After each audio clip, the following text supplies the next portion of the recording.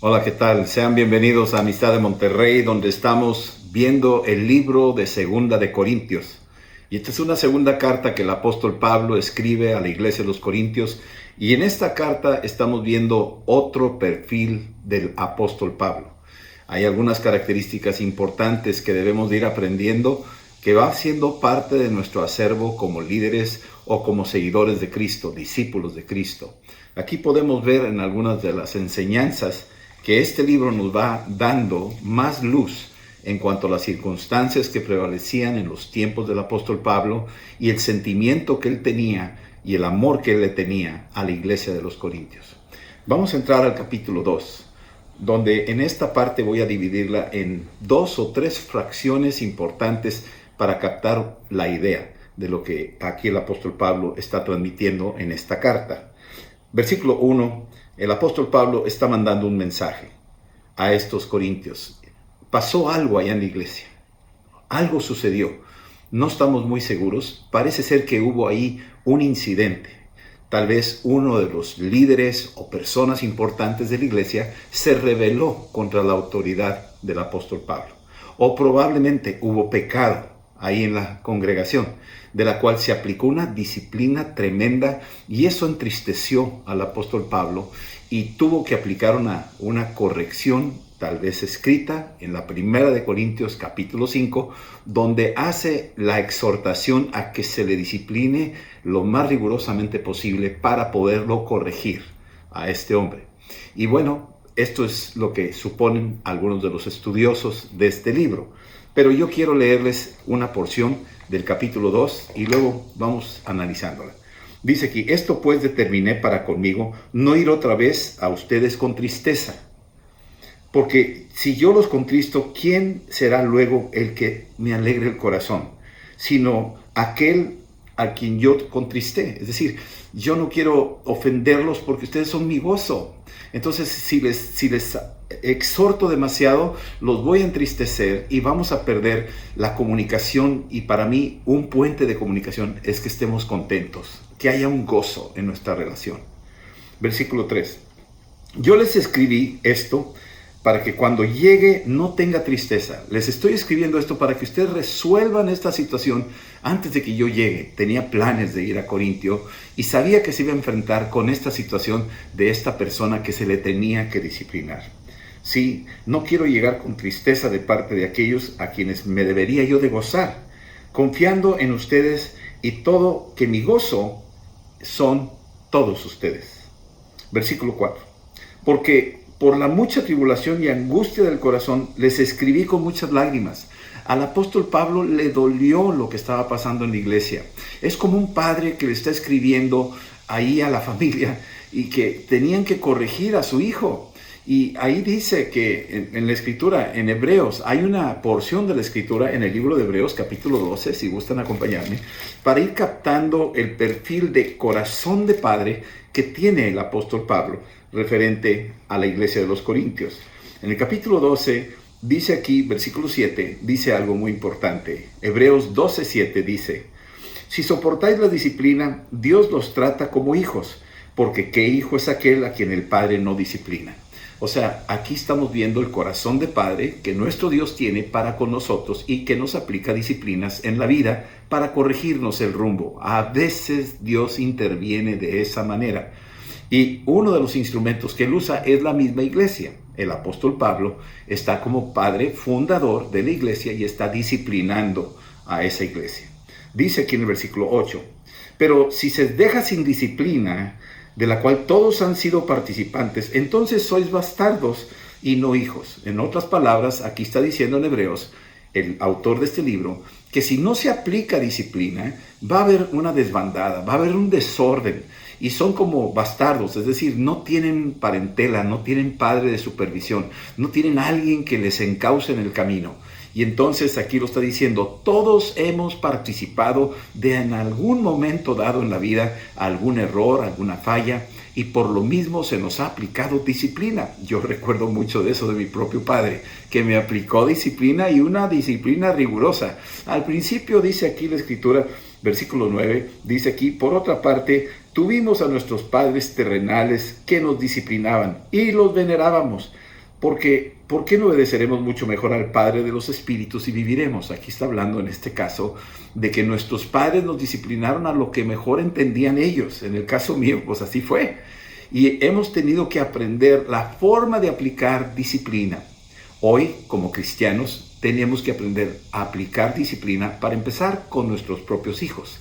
Pero también como pastores, como apóstoles, profetas, evangelistas, como líderes de la iglesia, tenemos que saber aplicar disciplina. Si no aplicamos disciplina en la iglesia, va a haber un caos. La iglesia va a ser un club. Y no se trata de eso. Se trata de que sea un cuartel general del ejército de Dios, donde hay orden, donde hay disciplina, donde reflejamos el reino de Dios. De eso se trata. Y entonces aquí dice que aunque nos aplicaban disciplina, los venerábamos. Es decir, honramos la autoridad que nos amonesta, que nos exhorta. Versículo 10.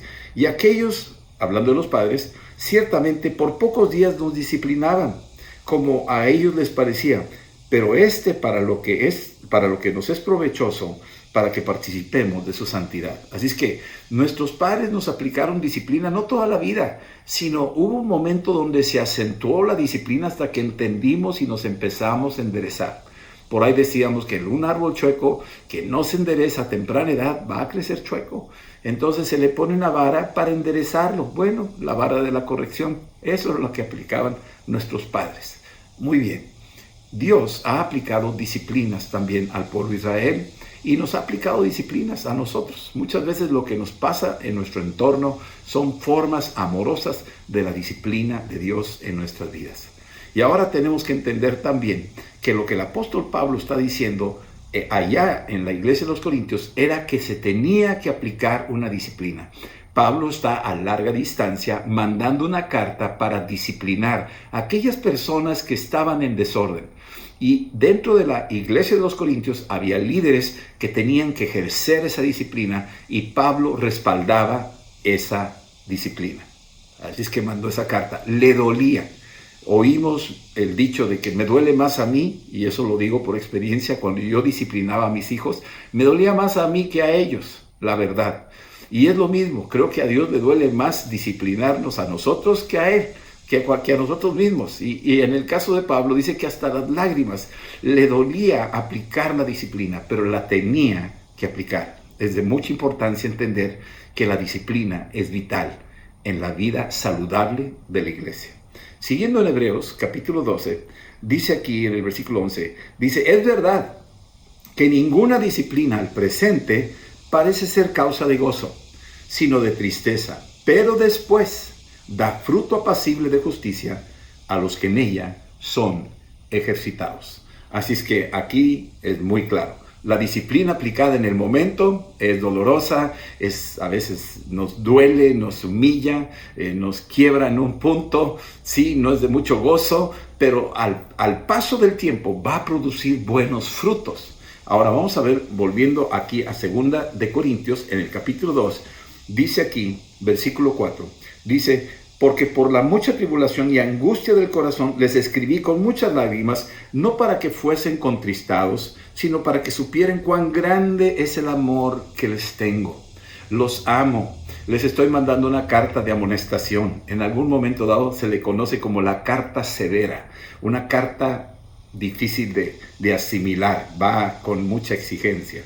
Versículo 5, 2 Corintios 2:5, dice, pero si alguno me ha causado tristeza, pues no me la ha causado a mí solo, sino en cierto modo, por no exagerar, a todos ustedes. Es decir, cuando alguien está mal, lo dice ahí en 1 Corintios 12, que cuando alguien comete algo en el cuerpo de Cristo, todo el cuerpo se aflige, aunque sea un miembro que hace algo y le duele a ese miembro, todo el cuerpo se duele. Bueno, exactamente, si alguien ha hecho algo indebido, todo el cuerpo de Cristo, toda la iglesia de los Corintios, de alguna forma estaban siendo lastimados y el apóstol Pablo es uno de ellos. Y entonces tenía que intervenir una carta de disciplina. Versículo 6 dice, le basta a tal persona esta reprensión hecha por muchos. Es decir, el apóstol Pablo está diciendo, hay un límite en el castigo. No tenemos por qué exagerar la corrección. Hay gente que se descarga y alguien ha dicho por ahí, y es verdad, no corrijas enojado. No castigues a tu hijo enojado, porque entonces vas a perder realmente el propósito del castigo. No se trata de que lo corrijas enojado. Corrígelo con amor. Corrígelo con respeto. No se trata de quebrarlo y humillarlo y ponerlo ahí en vergüenza ante todos. No se trata de eso. Se trata de que esta es una forma amorosa de la disciplina del Señor. Y dice aquí, le basta a tal persona. ¿Sí? Es decir, ya, suficiente. Ya se aplicó la disciplina, ya me enteré, correcto, me dolió mucho lo que hizo, sé que les dolió a ustedes, ya se aplicó la disciplina, perfecto. Versículo 7. Así que, al contrario, ustedes más bien deben perdonarlo.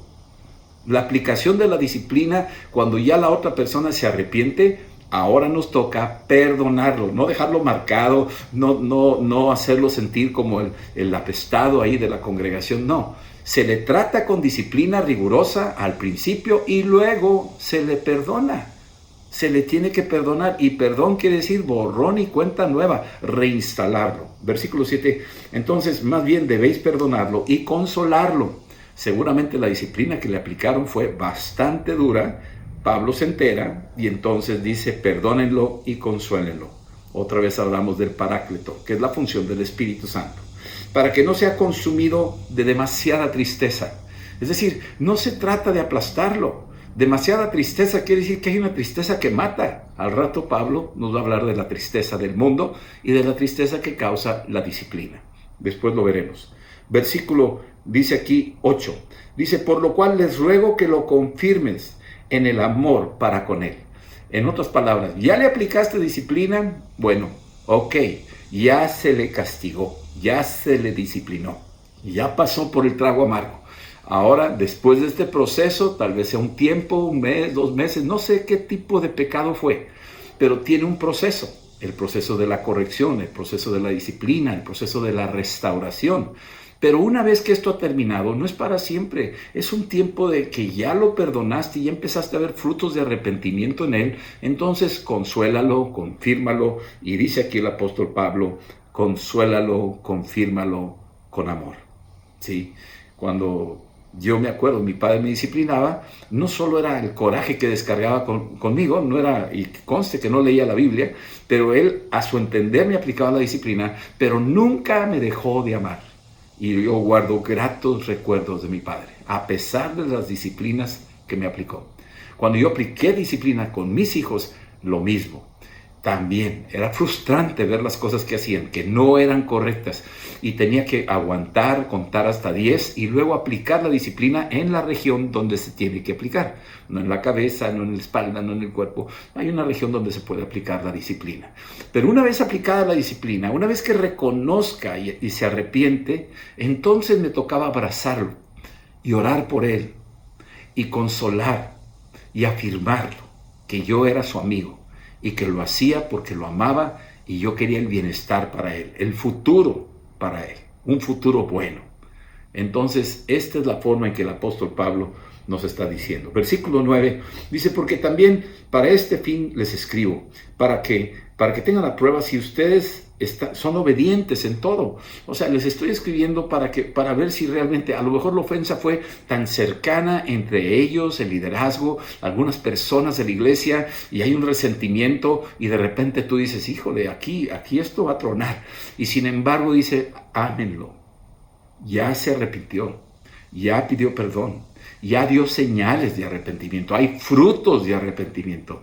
Bueno, ya le dimos el tiempo, ya se está integrando. Vamos a aceptarlo, vamos a amarlo, vamos a confirmarlo. Y yo les pido que ustedes, que están ahí en la línea de batalla, lo vean y lo amen como si yo estuviera ahí también. Eso es lo que les está diciendo. Bueno, versículo 9. Porque también para este fin os escribí, para tener la prueba de que si ustedes son obedientes en todo. Versículo 10. Y al que ustedes perdonen, yo también, porque también yo lo he perdonado.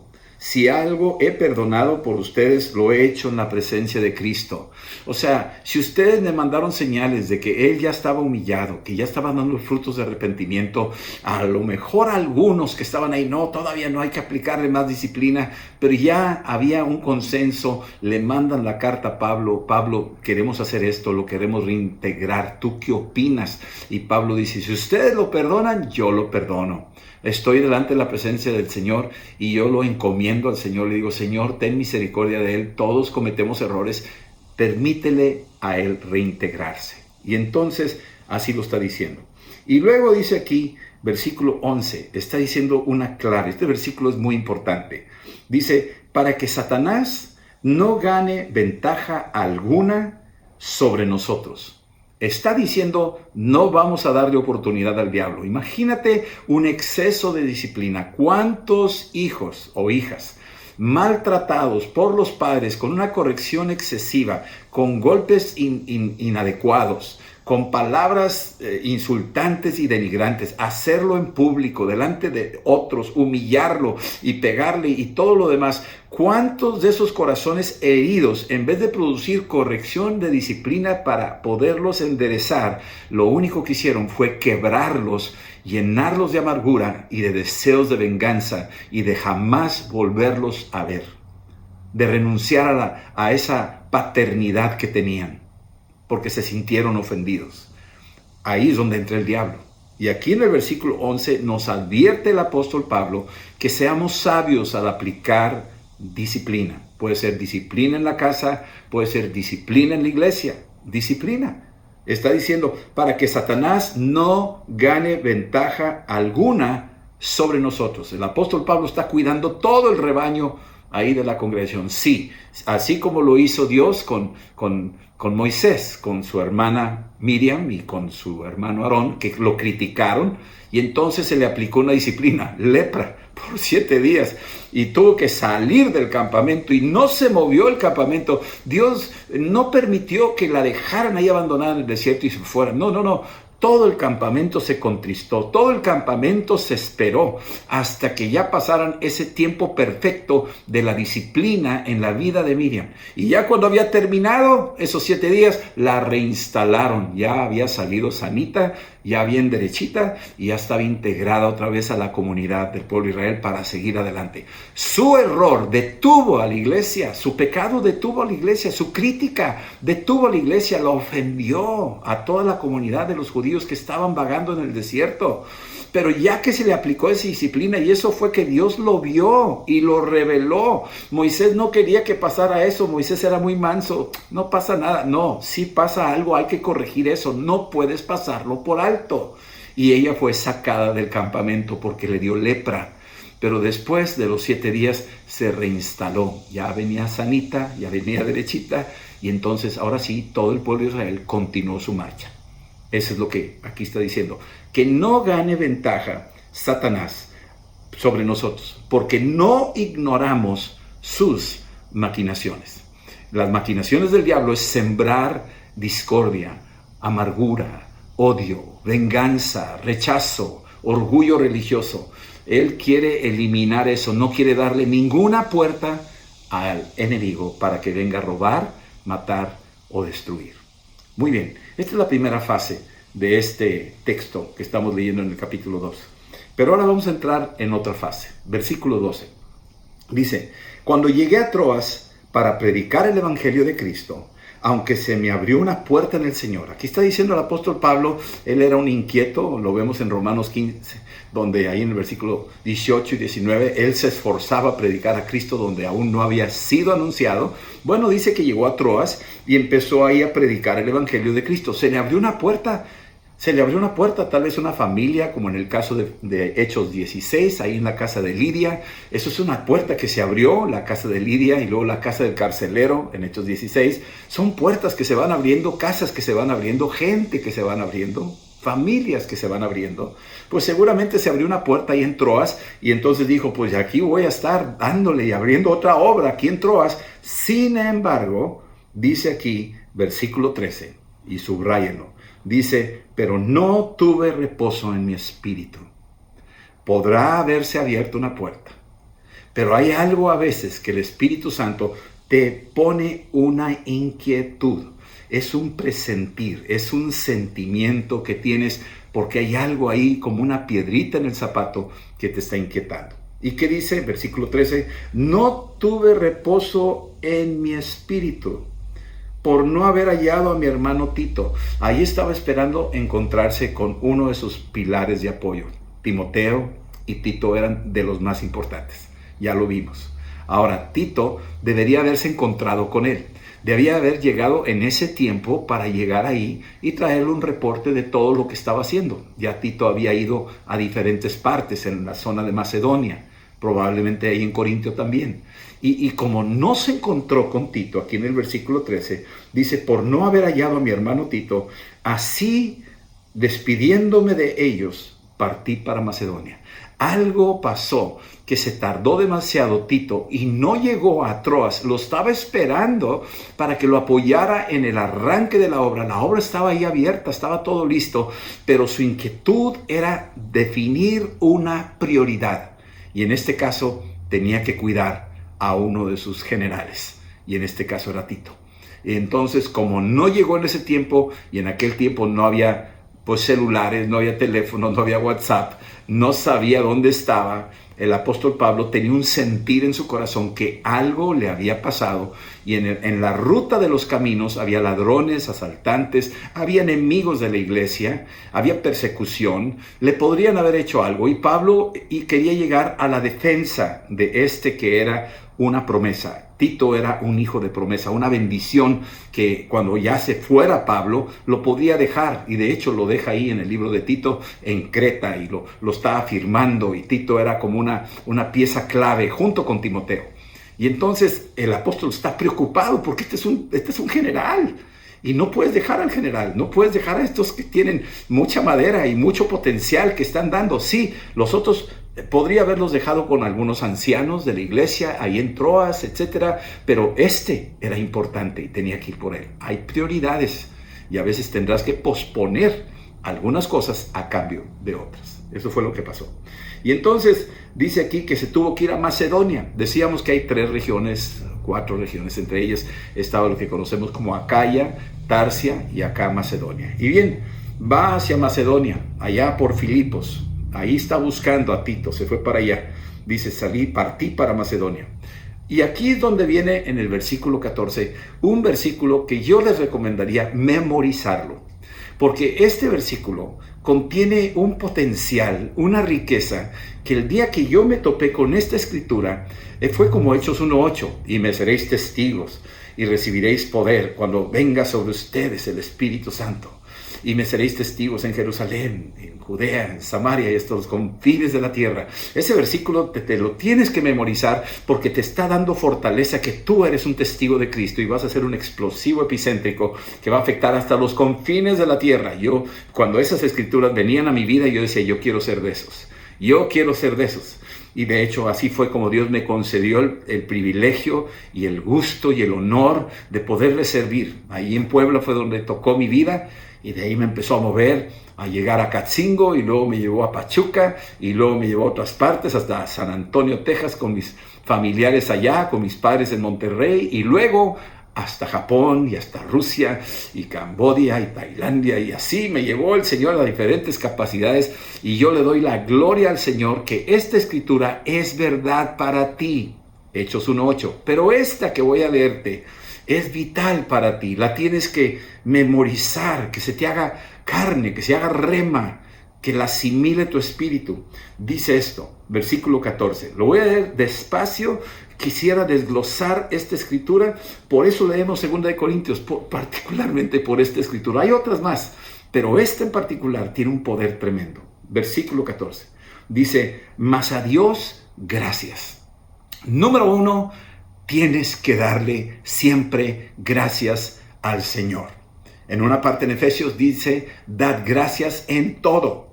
Dale gracias. Tú dices, en la adversidad, dale gracias, porque Dios es más poderoso que tu adversidad. Gracias es algo importantísimo. Tú ves Romanos capítulo 1 y dice ahí que no le dieron gracias. Y al no darle gracias, habla de un corazón soberbio, endurecido, malagradecido. Y entonces Dios de alguna forma lo estamos desairando, lo estamos ofendiendo. Y debemos de reconocer que toda buena dádiva, todo don perfecto viene de lo alto, viene de Él. Y tenemos que decirle gracias. Ahí Job dijo, ¿qué? ¿No puedo decirle gracias a Dios? Sí, le puedo dar gracias a Dios. Dios dio y Dios quitó. Alabado sea el nombre del Señor. Ese era Job. Tenía un entendimiento que va más allá de tus propios deseos humanos y carnales. Job podía comprender y por eso Dios dejó el libro de Job ahí. Y Dios al final, en el capítulo 42 de Job, le coronó 2 veces más, porque era un hombre que sabía dar gracias. Aquí, en el versículo 14, Dios nos está enseñando un misterio. ¿Se acuerdan de los 10 leprosos que fueron sanados y se fueron al templo? Ahí mientras caminaban se sanaron los 10 y nada más uno regresó para darle gracias. Nosotros tenemos que ser el que le da siempre gracias al Señor. Así que versículo 14 comenzamos con gracias sean dadas a Dios. ¿Por qué? Porque el cual nos lleva, subráyalo, siempre en triunfo. Dios te llevará siempre en triunfo. Sea la vida, sea la muerte, sea el éxito financiero o la escasez, es como el matrimonio, pero siempre, siempre te va a llevar en triunfo. Así de poderoso es Dios. Dale gracias a Dios que te lleva siempre en triunfo. Me gusta que puso ahí la palabra siempre. Es constante su amor. No para, no deja, no se detiene. Siempre, dice la palabra, se mantiene constante su amor por ti y por mí. Y cuando esto es aplicado a tu vida y a la mía, nos deja a nosotros una satisfacción tremenda. Nos lleva siempre. Siempre te lleva de la mano, siempre estaré contigo, siempre te defenderé. Ahí viene en Isaías 41, del 7 en adelante. Ahí te está diciendo, siempre te ayudaré con la diestra de mi justicia. Yo estaré siempre contigo. Y empieza a hablarte de esa manera de siempre. Y cuando dice siempre, Dios no miente. Dios está diciendo siempre. Y si es siempre, es siempre. Nos lleva siempre en triunfo en Cristo Jesús. La condición es que estés en Cristo Jesús. Te va a dar la victoria si estás en Cristo Jesús, así como Daniel lo metieron a la fosa de los leones, ahí en medio de los leones, ahí lo llevó siempre en triunfo en Cristo Jesús. Daniel no soltó su mano del Señor, siempre estuvo viendo a Jerusalén, siempre veía al trono del Dios Altísimo, a la ciudad de Dios, siempre estaba su corazón apuntando al cielo, buscando al cielo, donde está ahí el Señor. Y ahí fue donde Dios le dio la victoria poderosa. A Dios gracias, el cual nos lleva siempre en triunfo en Cristo Jesús. Ahora, esta palabra triunfo es una palabra que si la entendemos en el contexto de la historia donde vivía Pablo, ahí en los tiempos de Roma, cuando llegaba un ejército a Roma que había vencido, la condición es haber vencido y haber eliminado a 5,000 enemigos y también traer a 5,000 presos. Era más o menos la idea del triunfo. Y entonces cuando venía ya un general que había ido a la batalla y que había vencido y eliminado 5,000 enemigos y traía 5,000 cautivos y traía también el botín de guerra, entonces venía la fanfarria, venían las trompetas y convocaban a la población de Roma y había mujeres lanzando ahí sus guirnaldas y flores así por el camino de todos los soldados que venían de esa legión y donde venía el general que había conquistado. Y era una fiesta y todos tocando y todos gritando y todos moviendo pañuelos y era una fiesta ese acontecimiento. Esa era una celebración del triunfo. Pero no solo eso, sino también los sacerdotes romanos traían incienso y lanzaban incienso. Esa era la forma pagana. Bueno, aquí el apóstol Pablo está utilizando algo parecido, pero aplicado a la usanza o a la vida cristiana. ¿Se acuerdan ahí en Efesios 6 que utilizó la armadura de un soldado romano para que tú pudieras entender cómo opera la armadura espiritual?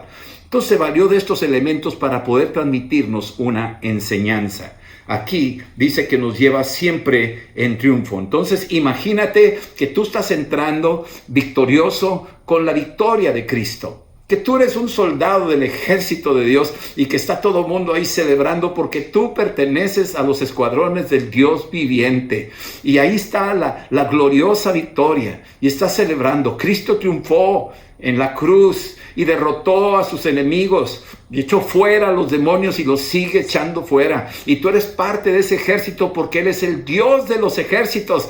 Y entonces hay una celebración. Los ángeles de los cielos están celebrando contigo esa victoria, ese triunfo. Y el apóstol Pablo está diciendo, le doy gracias a Dios que nos lleva siempre en triunfo en Cristo Jesús. Y dice aquí, y por medio de nosotros, es decir, a través de tu vida, a través de ti, a través de tu corazón, de tu persona, a través, dice, y por medio de nosotros, Dios está dándonos la oportunidad de participar. Somos un medio, somos un instrumento, y por medio de nosotros manifiesta. Dios quiere manifestarse a través de tu vida. El don del Espíritu Santo que ya tienes por haber creído en Cristo está fluyendo a través de tu vida. Fíjate lo importante de esta escritura. Está fluyendo a través de tu persona, ¿sí? Que por medio de nosotros manifiesta, es decir, algo que no queda oculto, algo que se nota, es una luz que está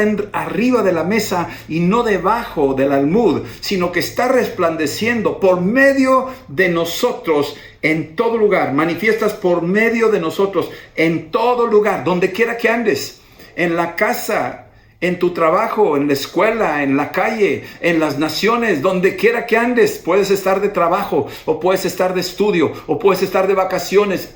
Donde quiera que estés, tú eres un embajador. A través de ti manifiesta en todo lugar el olor de su conocimiento. El olor era el incienso. Y ese incienso llenaba la atmósfera cuando iban entrando los ejércitos triunfantes.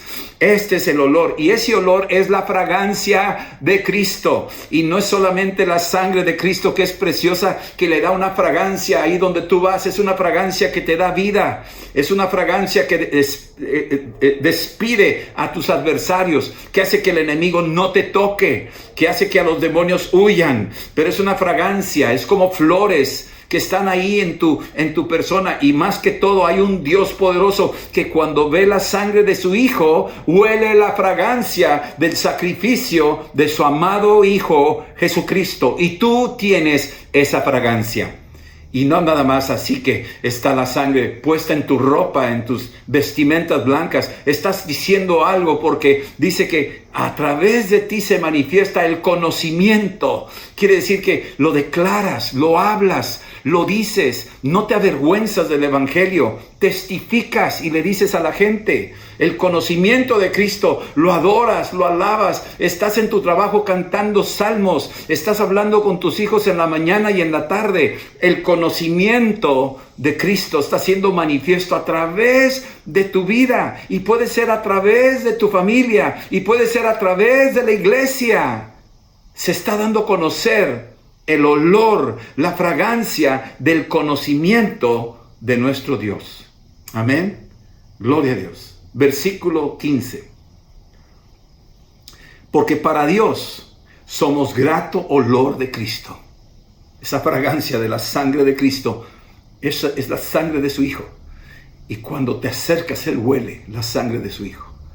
Y es un olor grato para nuestro Dios. ¿Sí? Porque para Dios somos grato olor de Cristo en los que se salvan. Y en los que se pierden no tienen la fragancia.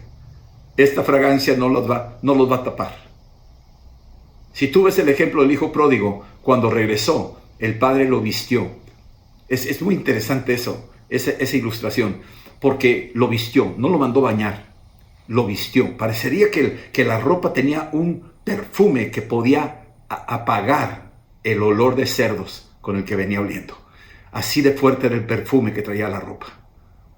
Así está la cosa. Entonces el perfume de Cristo echa fuera toda esa peste, ese olor a muerte. Pero el que no se lava con la sangre de Cristo, el que no se viste con ropas blancas, entonces está expuesto y lo único que se huele es muerte.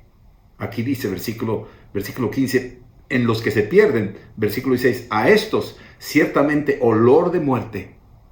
Olor de muerte. Es un olor de muerte. Y tú sabes lo que huele un animal muerto. Es horrible. Huyes de ahí. No quieres estar cerca de ahí. Es una peste horrible. Bueno, eso es el pecado. Eso es el corazón caído y muerto del hombre. Por eso el hombre necesita vestirse con toda la vestimenta lavada con la sangre de Cristo. Y somos olor fragante a Dios. Y es un olor que es una fragancia a todos los que nos rodean. Y si hubiera pecado, la sangre de Cristo lo lava y apacigua ese olor de muerte y lo disipa, se deshace, ¿sí? A estos que se pierden, ciertamente olor de muerte para muerte. Y a aquellos, es decir, a los que se han lavado con la sangre de Cristo, olor de vida para vida. Y para estas cosas, ¿quién es suficiente? ¿Cómo puedes tú preparar más fragancia? ¿Cómo puedes tú mejorar la fragancia? Es insuperable la sangre de Cristo. Es insuperable su amor que te ha cubierto. No hay manera, no por obras, para que nadie se jacte. ¿Quién es suficiente? No es por obras. Ya es suficiente lo que Cristo hizo por ti y por mí. Y versículo 17 y último versículo. Dice, pues no somos como muchos. Aquí el apóstol Pablo empieza a mandar un pequeño comercial a los que están ahí en la iglesia de los Corintios. No somos como muchos que medran falsificando la palabra de Dios. Había unos infiltrados, falsos maestros, falsos apóstoles, falsos pastores, estaban metidos ahí medrando, estaban manipulando la palabra para lograr objetivos, seguidores, sacarles el dinero. Están medrando la palabra. Y eso existe hasta nuestros días. No somos como muchos, son muchos, no son algunos, pocos. ¿Sí? Versículo 17, no somos como muchos, ¿sí? Que medran falsificando la palabra de Dios. Está advirtiendo, hay muchos que están medrando la palabra de Dios, tengan cuidado, abran sus ojos. Ahí están metidos en la iglesia de los Corintios y hoy en día están metidos aquí, en la iglesia. No nomás de amistad, no estoy hablando mal de nadie, nomás estoy diciendo que estamos alertas, ¿sí? Y dice aquí, sino que con sinceridad, es decir, no tenemos cera. La palabra sinceridad era esos frascos de alabastro o de mármol donde hacían figurillas o vasijas con esta piedra preciosa del mármol o del alabastro. Y por medio de esto, cuando había una fractura, una fisura, usaban cera y se la ponían, y como la cera era transparente y parecía el alabastro, bueno, pues decían, pues ya está, adelante, que se venda.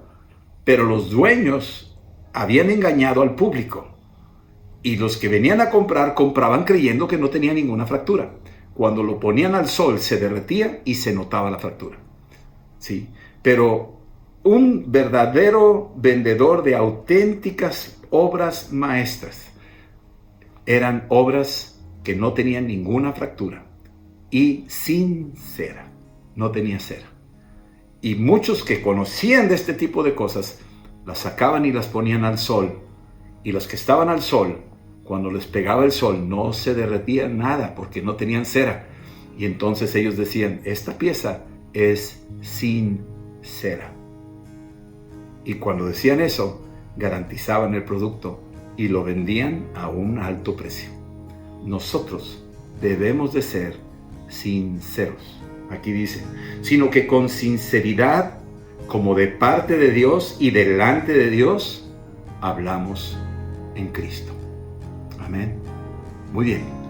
Pues hemos oído la palabra de Dios. Hemos entendido lo que la Escritura nos está diciendo.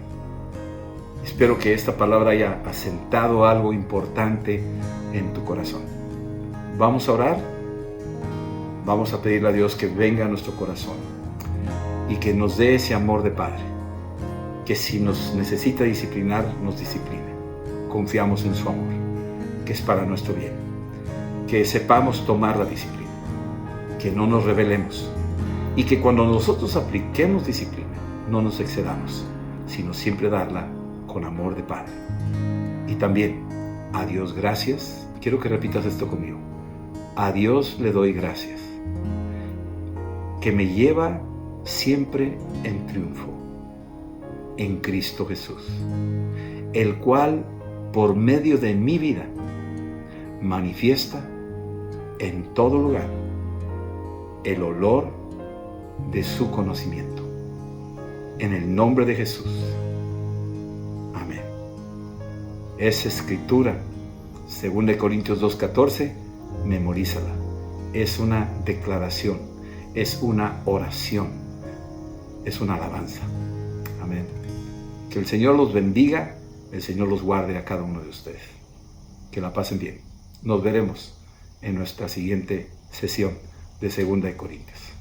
Hasta luego.